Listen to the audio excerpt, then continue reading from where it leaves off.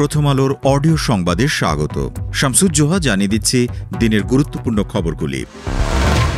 BNP chairperson Khaleda জিয়ার শারীরিক অবস্থা এখনও বেশ উদ্বেগজনক পর্যায়ে রয়ে গেছে। বিশেষ করে তাঁর হৃদযন্ত্র, লিভার, কিডনি ও ফুসফুসের জটিলতা কাটছে না।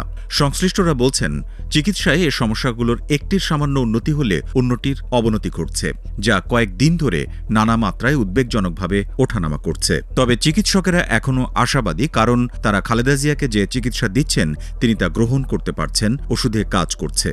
বিএনপি চেয়ারপারসন খালেদা জিয়ার চিকিৎসার সহায়তায় যুক্তরাজ্যের বিশেষজ্ঞ চিকিৎসক রিচার্ড বিয়েল ঢাকায় এসেছেন। বুধবার সকাল 10:20 তিনি ঢাকায় হজরত শাহজালাল আন্তর্জাতিক বিমানবন্দরে আসেন বলে জানিয়েছেন বিএনপি চেয়ারপারসনের মিডিয়া সেলের সদস্য শাহরুল কবির খান। ঢাকায় এসে ডাক্তার রিচার্ড বিয়েল রাজধানীর এভার কেয়ার হাসপাতালে চলে যান বলে জানানো হয়েছে।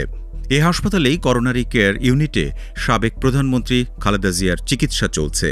এদিকে সার্বিক নিরাপত্তার জন্য বুধবার এভার কেয়ার হাসপাতালের সামনে বর্ডার গার্ড বাংলাদেশ বিজিবি সদস্যদের মোতায়েন করা হয়েছে।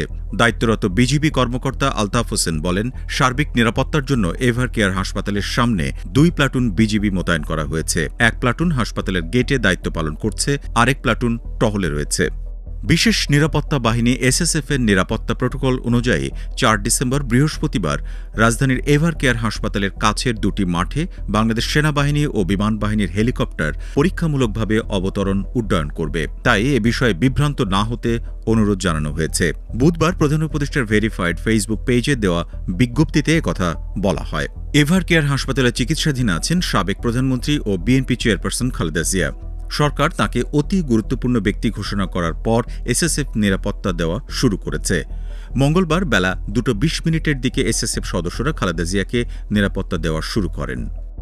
বিএনপি চেয়ারপারসন বেগম খালেদা জিয়ার আরোগ্য কামনায় প্রধান উপদেষ্টা দেশবাসীকে দোয়া ও প্রার্থনা করার আহ্বান জানান। প্রধান উপদেষ্টা বলেন, আসুন আমরা সকল বাংলাদেশির সঙ্গে আল্লাহর কাছে প্রার্থনা করি বাংলাদেশের প্রাক্তন প্রধানমন্ত্রী ও জাতীয় নেত্রী বেগম খালেদা জিয়া যেন দ্রুত সুস্থ হয়ে ওঠেন। ঢাকা মিরপুর সেনানিবাসে ন্যাশনাল ডিফেন্স কলেজে অনুষ্ঠিত ন্যাশনাল ডিফেন্স কোর্স এনডিসি এবং arm forces war course AFWC 2025-এর সমাপনী অনুষ্ঠানে প্রধান উপদেষ্টা একথা বলেন। এদিকে মঙ্গলবার রাতে সেনাবাহিনী প্রধান জেনারেল ওয়াকারুজ্জামান, বিমান বাহিনীর প্রধান air chief marshal Hasan Mahmud Khan এবং নৌবাহিনীর প্রধান admiral Mohammad Nazmul Hasan Evercare হাসপাতালে বেগম খালেদা জিয়াকে দেখতে যান। বিষয়টি নিশ্চিত করেছে আন্তঃবাহিনী জনসংযোগ পরিদপ্তর। এছাড়াও খালেদা জিয়ার শারীরিক অবস্থা নিয়ে বিএনপির নেতাকর্মী এবং সাধারণ মানুষের মধ্যেও উৎকণ্ঠা দেখা গেছে। অনেক নেতাকর্মী হাসপাতালের সামনে ভিড় করছেন। হাসপাতালের সামনের সড়কে প্রিন্ট, অনলাইন এবং ইলেকট্রনিক মিডিয়ার কর্মীদেরও উপস্থিতি দেখা গেছে। এমন পরিস্থিতিতে সেখানে আইনশৃঙ্খলা রক্ষাকারী বাহিনীর উপস্থিতি বাড়ানো হয়েছে। বিএনপি হাসপাতালে ভিড় না করার জন্য নেতাকর্মী এবং সমর্থকদের প্রতি আহ্বান জানিয়েছে। বিএনপি চেয়ারপারসন খালেদা জিয়ার শারীরিক অবস্থা অপরিবর্তিত থাকলে, অর্থাৎ তাঁকে বিদেশে নেওয়ার মতো অবস্থা না থাকলে তারেক রহমান শিগগিরই দেশে ফিরবেন বলে জানা গেছে। সংশ্লিষ্টরা জানান, বুধবার চীন ও যুক্তরাজ্য থেকে চিকিৎসকদের আরও 2টি দল ঢাকায় আসলে খালেদা জিয়াকে উন্নত চিকিৎসার জন্য বিদেশে নেওয়া যাবে কিনা সে বিষয়ে মতামত দেবেন তারা। এই মতামতের উপর অনেকটা নির্ভর করছে বিএনপির ভারপ্রাপ্ত চেয়ারম্যান ও খালেদা জিয়ার জ্যেষ্ঠ সন্তান তারেক রহমান কবে দেশে ফিরবেন। দলীয় একাধিক সূত্র বলছে, খালেদা জিয়াকে উন্নত চিকিৎসার জন্য বিদেশে নেওয়ার পরিস্থিতি তৈরি হলে বিশেষজ্ঞ চিকিৎসকরা মতামত দিলে সেটা অনুসরণ করা হবে। সেটা স্বল্প দূরত্বের মধ্যে হলে সিঙ্গাপুরকে অগ্রাধিকার দেওয়া হবে। সেক্ষেত্রে তারেক রহমান ওই দেশে যাবেন মায়ের পাশে থাকতে।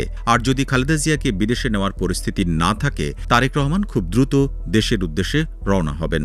মঙ্গলবার বিএনপি মহাসচিব মির্জা ফখরুল ইসলাম আলমগীরও প্রায় একই রকম ইঙ্গিত দিয়েছেন। তিনি বলেছেন, বিএনপির চেয়ারপারসন খালেদা জিয়াকে বিদেশে নেওয়ার মতো শারীরিক অবস্থা পর্যবেক্ষণের পর তারেক রহমান দেশে ফেরার সিদ্ধান্ত নেবেন। আর খালেদা জিয়ার শারীরিক পরিস্থিতি অপরিবর্তিত থাকলে শিগগিরই দেশে ফিরবেন তারেক রহমান। উন্নত চিকিৎসার জন্য এর আগে গত জানুয়ারিতে লন্ডনে গিয়েছিলেন খালেদা জিয়া। সেখানে প্রথমে হাসপাতালে এবং পরে ছেলে তারেক রহমানের বাসায় থেকে চিকিৎসা নিয়েছিলেন খালেদা জিয়া। প্রায় 4 মাস লন্ডনে অবস্থানের পর গত 6 মে তিনি দেশে ফেরেন। এবার অন্যান্য প্রসঙ্গ।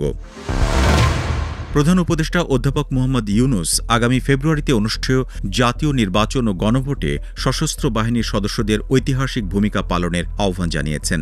একই সঙ্গে তিনি জাতীয় নিরাপত্তা, অগ্রগতি, জাতি গঠন এবং সংকটকালে জনগণের পাশে দাঁড়ানোয় সশস্ত্র বাহিনীর অবদানের প্রশংসা করেন। প্রধান উপদেষ্টা বলেন, বাংলাদেশের নিরাপত্তা, অগ্রগতি ও জাতি গঠনে সশস্ত্র বাহিনীর অবদান সত্যি প্রশংসনীয়। দেশের সুরক্ষা নিশ্চিত করতে আপনারা যে ত্যাগ ও নিষ্ঠা প্রদর্শন করেছেন তা দৃষ্টান্তমূলক। বুধবার রাজধানীর মিরপুর সেনানিবাসে ন্যাশনাল ডিফেন্স কলেজে অনুষ্ঠিত ন্যাশনাল ডিফেন্স কোর্স NDC এবং armed forces war course AFWC 2025-এর সমাপনী অনুষ্ঠানে প্রধান উপদেষ্টা এসব কথা বলেন। আগামী নির্বাচনে সশস্ত্র বাহিনীর সদস্যদের ঐতিহাসিক ভূমিকা পালনের আহ্বান জানিয়ে প্রধান উপদেষ্টা বলেন, আগামী ফেব্রুয়ারিতে আমাদের জাতীয় নির্বাচন ও গণভোটে সত্যিই একটি ঐতিহাসিক ভূমিকা পালন করতে হবে। এটি শুধু একটি ঐতিহাসিক মুহূর্ত হবে না, বরং শান্তিপূর্ণ ও উৎসব মুখর পরিবেশে ভোট গ্রহণ নিশ্চিত করবে। ভোটাররা যখন ভোট দিতে বের হবেন তা উৎসব মুখর হবে এবং জাতি গর্বের সঙ্গে স্মরণ করবে যে তারা দেশের ভাগ্য পরিবর্তনের একটি ঐতিহাসিক মুহূর্তে অংশ নিয়েছেন।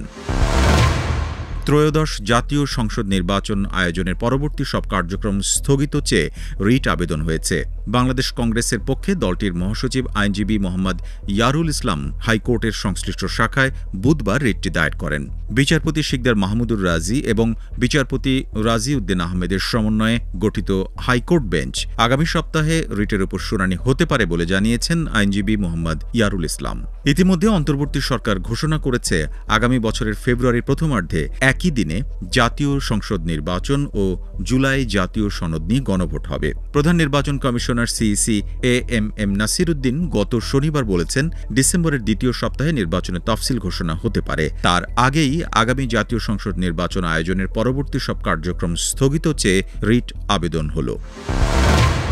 এই ছিল এখনকার মতো প্রথম আলোর অডিও সংবাদ। শুনুন আমাদের ইউটিউব চ্যানেল, ফেসবুক পেজ এবং prothomalo.com-এ।